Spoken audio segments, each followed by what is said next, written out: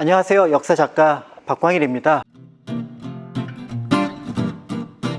광복절을 맞이해서 서울 책보고에서 오늘 여러분들과 영상으로 광복절에 관련된 이야기 하나를 나눠보려고 합니다. 여러분들 광복절 1945년 8월 15일 생각하면 막 가슴이 좀 뜨거워지지 않나요? 여러 장면들이 떠오르죠. 막 플랜카드를 들고 시내를 쫙 내달리는 시민들의 모습들, 그리고 강복에 겨워서 눈물을 흘렸던 우리 국민들, 그 다음에 또 몇 달이 지나서 외국에서 속속 귀환하는 독립운동가를, 그리고 그들을 환영하는 모습들을 보면서 드디어 우리가 나라를 되찾았구나. 한강물도 다시 흐르고 삼각산도 이제 새롭게 보이는 그런 어떤 광복절에 대한 이야기입니다. 그런데 그런 광복절이 대부분의 사람들에게는 특별하고 감동적이고 정말 무언가 새로운 무엇이든 할 수 있는 그런 꿈을 주었다면, 그 공간에 있으면서 전혀 다른 생각을 했던 사람들이 있습니다. 바로 한반도에 있었던 일본인들인데요. 1910년부터 1945년까지 이 땅에 지배자로 군림했던 그들이 1945년 8월 15일 이후에는 어떤 모습을 보였는지, 그리고 그들이 지금 우리 주변에는 어떤 방식으로 흔적을 남기고 있는지, 더 나아가서 지금 한국과 일본 사이에 많은 역사에 대한 논란이 벌어지고 있는데, 그 논란 속에서 그들의 문제는 우리에게 어떤 영향을 끼쳤는지, 이런 부분들을 여러분들과 함께 얘기를 해보도록 하겠습니다. 아마 1945년 8월 15일을 상징하는 가장 특별한 사진이라고 한다면 몽양 여운형 선생이 서대문 형무소 역사관에 가서, 그리고 그 안에 갇혀 있었던 독립운동가들, 일제강점기로 치면은 정치범에 해당하는 사람들을 풀어주었고, 그들을 풀어주어서 만세를 외치는 장면, 이 장면이 아닐까 싶습니다.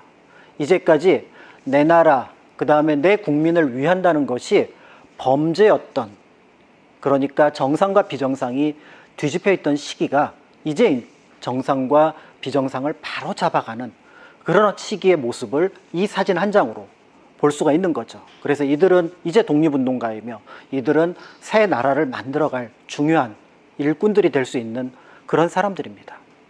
그런데 이 장면과 관련해서 사실은 잊을 수 없는 장면 한 장이 더 있습니다. 이른바 천황, 우리가 일왕이라고 부르는 당시 히로히토의 항복 선언 방송입니다.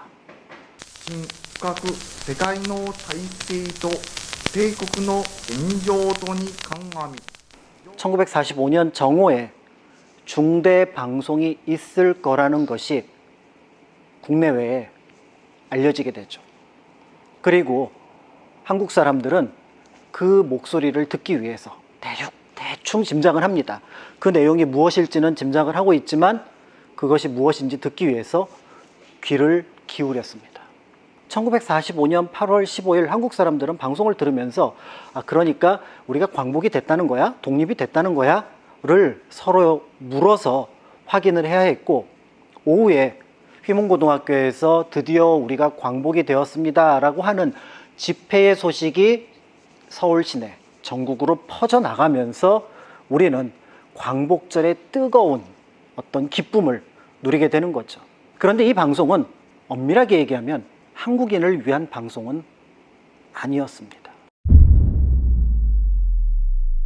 이 방송은 일본에 있던, 한반도에 있던, 만주에 있던, 중국에 있던 일본인들을 대상으로 하는 방송이었습니다. 우리는 포츠담 선언을 수락하며, 더 나아가 연합국의 모든 조건을 받아들인다, 즉 무조건 항복이라고 하는 뜻을 밝혀낸 것이고요. 그리고 이 소식을 들었을 많은 일본 사람들은 아마 라디오 앞에서 드디어 나라가 망했구나, 우리가 패전을 했구나, 우리가 이제 연합국의 지배를 받는구나라는 것들을 직감적으로 느끼지 않았을까요? 그런 의미에서 일본 본토에 있는 일본인들은 아무래도 수많은 공습과 수많은 전쟁, 특히 히로시마, 나가사키의 원자폭탄이 떨어지게 되면서 그 어떤 참혹함이라는 것이 어떤 방향으로 나아갈지를 대략이라도 짐작을 했다면 한반도에 있던 또는 만주에 있던 일본인들은 그게 굉장히 충격적이었을 겁니다. 그렇다면 1945년 8월 15일 일본 사람들이 보였던 몇 개의 장면을 제가 에피소드로 말씀을 드리도록 하겠습니다. 우리는 1945년 8월 15일이 뜻밖의 광복이라고 생각을 할 수밖에 없습니다. 정보가 없었으니까요. 그러나 대체로 7월 말 정도에 일본은 어떤 의미에서 보면은 이 전쟁의 패배를 직감하게 됩니다. 5월 달에 독일이 항복을 했기 때문에 이제 연합국의 모든 공세는 일본을 향하고 있었던 거죠. 더 나아가서 일본은 8월 달에 굉장히 파괴적인 몇 건의 장면을 만나게 됩니다. 그래서 우리는 일본의 패망과 관련해서 대체로 8월 6일 히로시마, 8월 9일 나가사키의 원자폭탄을 생각을 하지만요. 한편으로는 8월 8일에 있었던 소련의 참전 역시 일본에게 큰 충격을 주는 사건이 됩니다. 자, 그렇게 이제 일본이 대외적으로 항복을 했지만 공식적으로 항복을 한 거는 1945년 9월 2일 요코하마에 기항한 미주리호 함상에서 서명을 하면서 이루어지게 됩니다. 이때 이 서명을 하러 등장했던 일본 외상 시게미치 마모루가 있는데요. 이 사람이 다리를 쩔뚝거리면서 올라옵니다. 이 사람이 이 다리가 상하게 된 것은 윤봉길 의사의 의거, 홍코우 공원의 의거 때 이 다리를 상했고, 당시 시게미츠는 중국의 상해 총영사로 있었던 인물이었죠. 그러니까 우리가 알고 있었던 미주리호에도 사실은 항복 조인식에도 우리 독립운동의 흔적이 남아있다, 이렇게 볼 수가 있는데요. 그리고 한국에서는 두 번의 항복이 이루어지게 됩니다. 9월 9일 조선 총독부 아베 노부유키가 항복에 조인을 하게 되고요. 그 다음에 9월 28일 제주도에서 또 한 번의 항복이 이루어지게 됩니다. 제주도에는 그 당시 서울만큼 많은 5만 7천 명, 8천 명에 이르는 군인들이 머물고 있었던 거죠. 그래서 그들을 대상으로 또 한 번 무장 해제를 하기 위해서 항복 선언을 한 번 더 받아내게 됩니다. 우리가 알고 있는 8월 15일이라고 하는 그 날짜에 앞뒤에 이러한 사건이 있었다라는 것을 짐작해 본다고 한다면 그 광복의 과정이 하나의 사건이라기보다는 계속해서 진행하는 프로세스, 과정이라는 것들을 짐작해 볼 수가 있습니다. 앞에서 잠깐 말씀드렸던 것처럼 그렇다면 8월 15일 전후로 한반도의 일본인들이 어떤 모습을 보였는지 몇 가지 내용을 한번 에피소드로 보도록 하겠습니다. 지금 을지로에 가면은 조금 오래된 한전 건물인데 조금 오래된 거라고 지금 문화재로 지정되어 있는 건물이 있습니다. 등록문화재로. 근데 이게 원래 경성전기 주식회사의 건물입니다. 그러니까 일제강점기에 우리나라에서 가장 큰 전기 회사라고 볼 수가 있는 거죠. 그런데 이 전기 회사의 사장이었던 호즈미 실로크루가 1945년 8월 15일 오후쯤이었을 겁니다. 사람들이 플랜카드를 들고 여기저기 만세 운동을 펼치는 것을 보고 이 사람은 26년 전에 한 장면을 떠올립니다.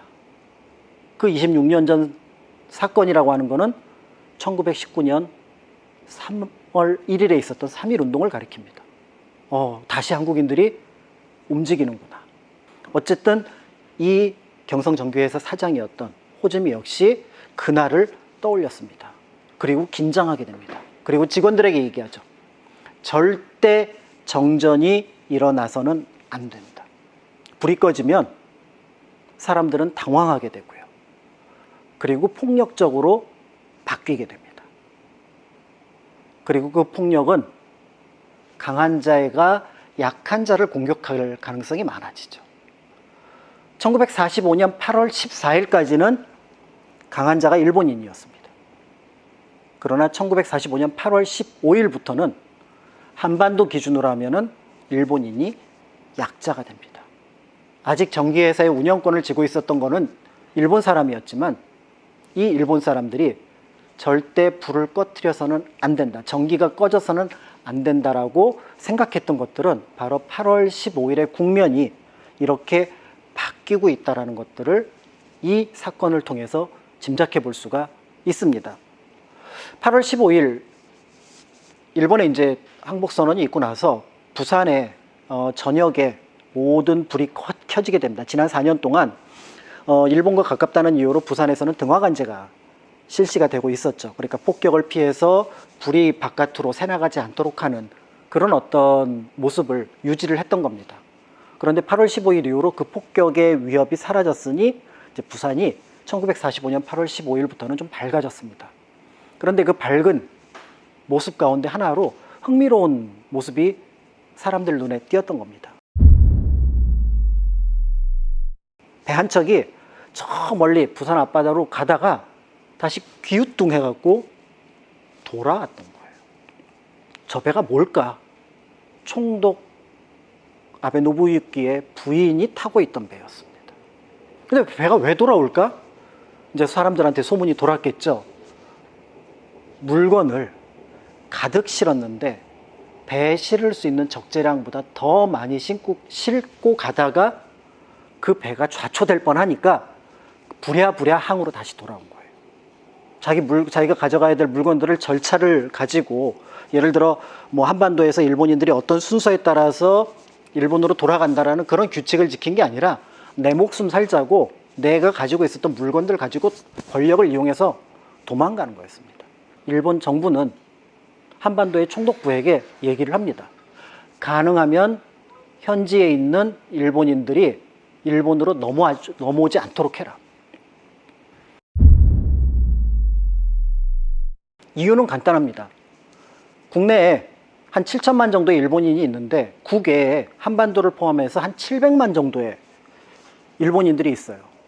그들이 갑자기 일본으로 돌아오게 되면 그렇지 않아도 뭔가 정리가 안 돼 있고 연합국의 요구 조건을 들어주기 위해서 굉장히 어려워야 되는 상황인데 그 700만이 들어옴으로써 이 상황은 굉장한 파탄으로 바뀔 가능성이 있는 거죠.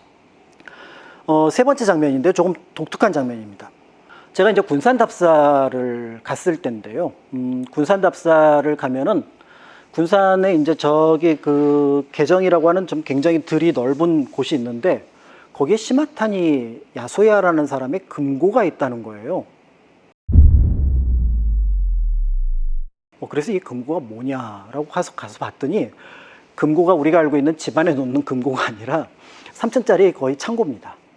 다만 이제 그 들어가는 입구에 미국제, 미제죠. USA, 메이드 인 USA 어마어마하게 큰 열쇠를 철문으로 담아 놓아서 이제 사람들이 그거를 금고라고 부르는 겁니다. 그런데 이 금고 안에 뭐가 있었느냐라고 물어봤더니 문서, 골동품, 여러 가지 귀중한 어떤 귀중품들, 금 이런 것들이 있었다라고 얘기를 하는 거고요. 그 다음에 뜰하게 보니까 지금 보물로 지정된 문화재도 있었는데 이게 원래 시마타니가 여기저기서 가져온 우리나라의 문화재라고 합니다. 그런데 이 시마타니의 별명이 있어요. 마지막 군산의 일본 지주라는 겁니다. 이 사람이 군산에 살 수 있냐고, 나 일본으로 안 가겠다고 버텼다는 겁니다. 당시 일본에 조금 이렇게 재산을 갖고 있던 사람들은 아까 그 총독 부인이 했던 것처럼 배를 통해서, 그러니까 밀선이라고 하는데요. 그 배를 통해서 몰래 자신의 고향으로 물건을 실어 날랐는데 시마타니는 한국에 살겠다고 버티다가 마지막에 자기 아들하고 같이 강제로 송환된 그런 사례입니다. 좀 이상하지 않나요?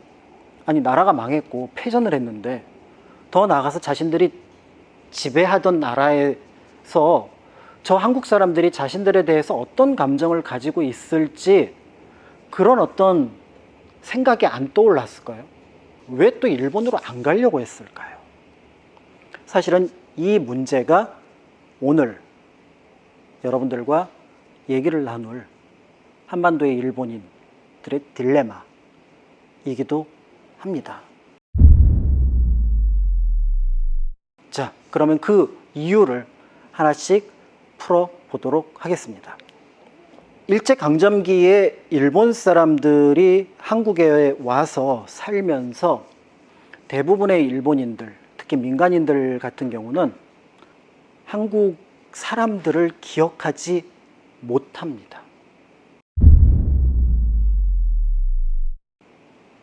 기억하지 못했던 이유는 사는 공간이 달라요.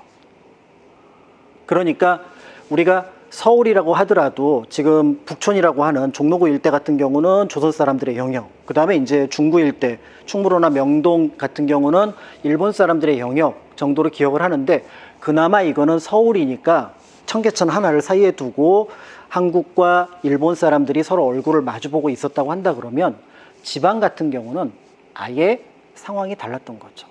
일제강점기에 일본의 보통 민간인들은 한국의 보통 민간인들을 만날 일이 없었던 겁니다. 왜냐하면 그들만의 도시를 만들었기 때문인 거죠.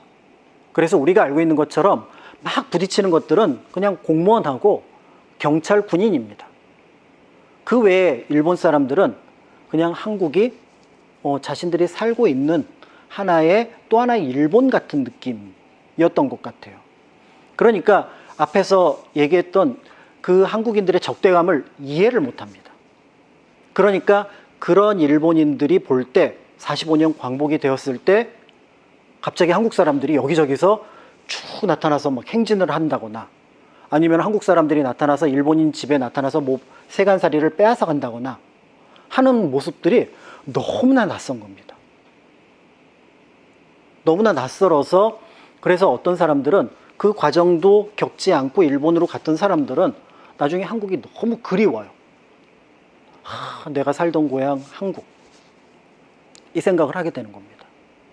그러니까 그런 생각들을 가지고 있으니 아까 말씀드렸던 시마타니 같은 경우는, 이 사람은 이제 1910년 조금 지나서 19년 즈음에 이제 한국에 와서 이제 자수성가를 한 인물인데요. 그가 볼 때 그냥 너무나 좋았던 곳으로서 한국을 기억하고 있는 거죠.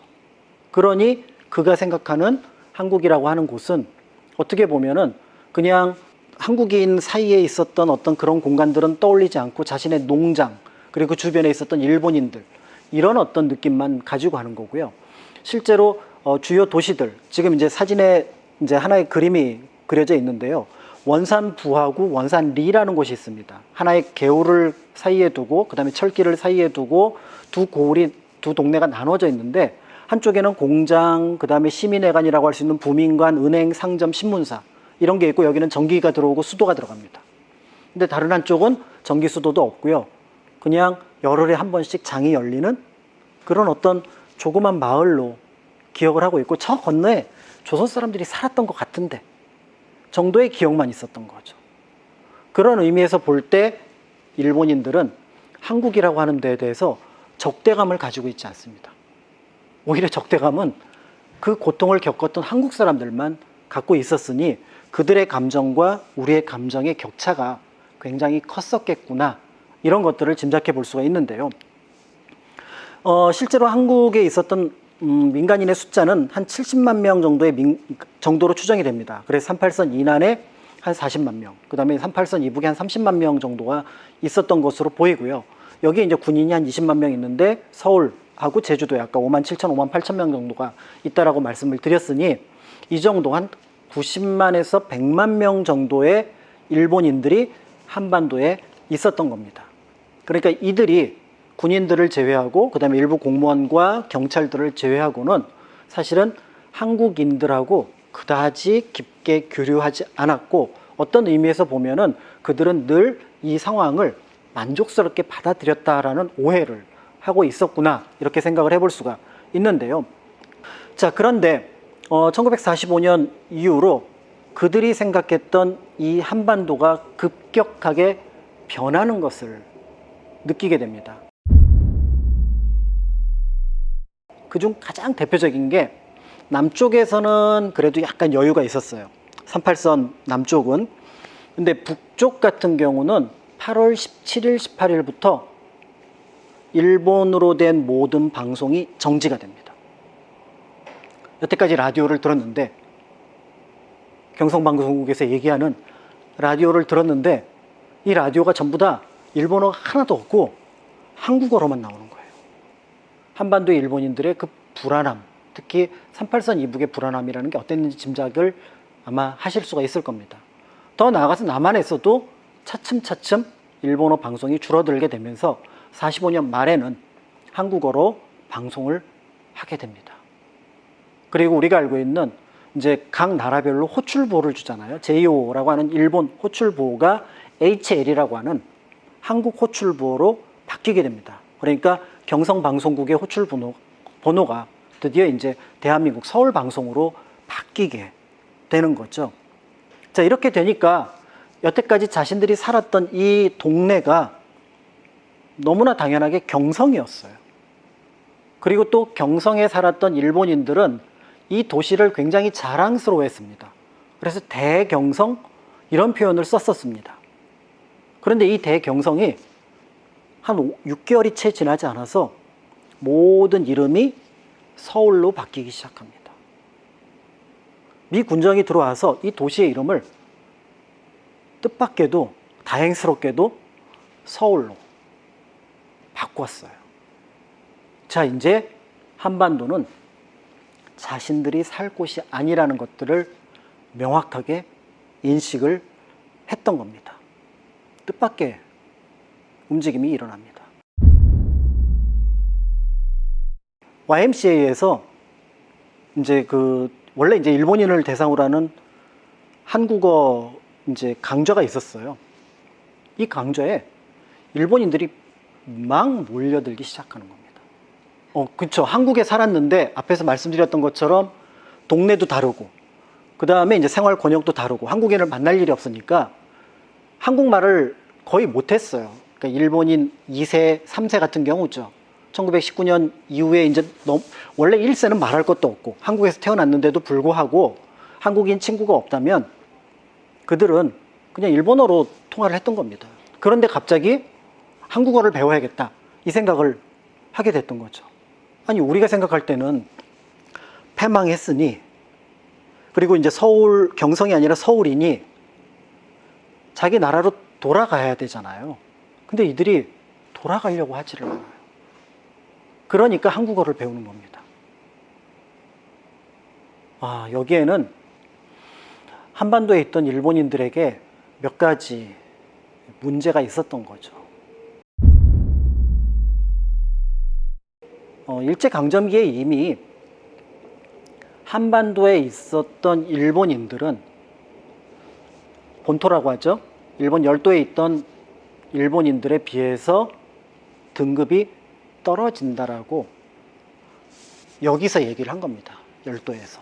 그래서 실제로 남자들이 열도의 여자들하고 일본 남자들이 혼인하는 것은 가능했지만 조선에 있었던 여성들이 일본 열도에 있는 남자들하고 혼인하는 것은 쉽지 않았다고 합니다.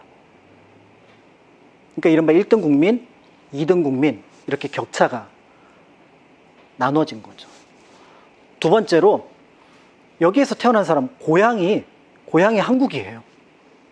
1919년 이후에 10년 이후에 여기에서 태어난 일본인들로 볼 때는 나는 저기 도쿄가 어디 있는지 오사카가 어디 있는지 몰라요. 비행기 타고 가본 적은 있지만, 배 타고 가본 적은 있지만, 내가 살았던 곳은 경성이고 군산이고 목포고 원산이에요. 근데 나보고 어딜 가라는 거예요. 여기서 지금 공장을 크게 하고 농장을 크게 합니다. 이걸 두고 나보고 어디 가라는 거예요. 나 이거 두고 못 간다. 왜냐하면 이들이 일본으로 돌아갔을 때는 앞에서 말씀드렸던 철저한 2등 국민의 대접을 받기 때문이죠. 그리고 한국에 있는 일본 사람들을 일본으로 데려갈 모임을 만들게 됩니다. 각 지역에 일종 자치회 같은 모습을 띠게 되는데요. 그 자치회가 바로 세화회라고 하는, 그래서 부산, 그러니까 경성, 원산, 군산 지역의 세화회라는 것이 전국에 수십 군데가 만들어지게 되는 거죠. 그러니까 남겠다는 사람, 가겠다는 사람, 이 사이에 어떻게 보면 갈등도 나타나는 것들이 곳곳에서 보여지게 됩니다. 그러나 군사적인 면에서 일본을 최소한으로 축소시켜야겠고, 더 나아가서 기존에 있었던 침략지에서 일본의 영향을 완전히 제거해야 된다는 게 연합국, 미군의 생각이었기 때문에 원칙적으로 한 사람도 빠짐없이 모두 일본으로 돌아가는 것으로 결정이 납니다. 그러니까 그들의 어쩌면 헛된 꿈은 사실은 한두 달 만에 이제 그것이 꿈이었구나, 방법이었구나, 일본으로 돌아가야겠구나, 이런 이제 생각을 하게 되는데요.